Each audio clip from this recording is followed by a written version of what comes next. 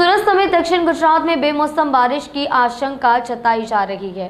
खड़ी फसलों को नुकसान हो सकता है, जिसमें आम की फसल को काफी नुकसान होने की आशंका जताई जा रही है। चूंकि आम पर बोर आ गए हैं, इसलिए बारिश में इनके गिरने की संभावना है। उस समय आम की फसल को लेकर चिंतित किसान सरकार से मदद की उम्मीद कर रहे हैं।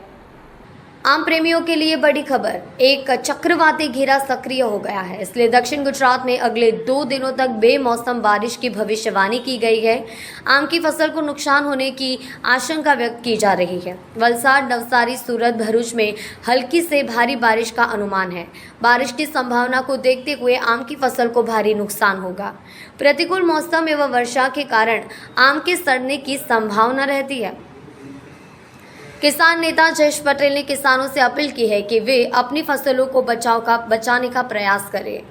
कमोसमी वरसादनी आगाहीने कारणे खास કરીને दक्षिण गुजरातना केरी पकवता ખેડૂતોમાં ચિંતા પેસી છે।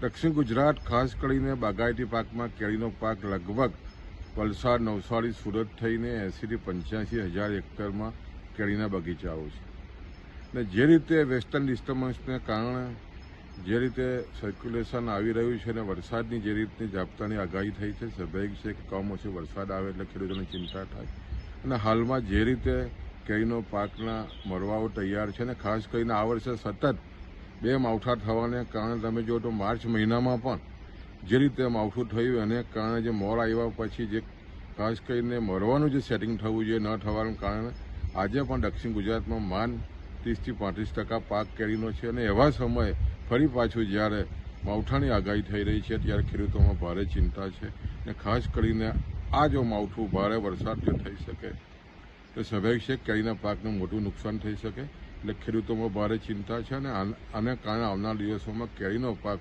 ઓછો ઉતરે એવું ખેડૂતોનું અનુમાન છે।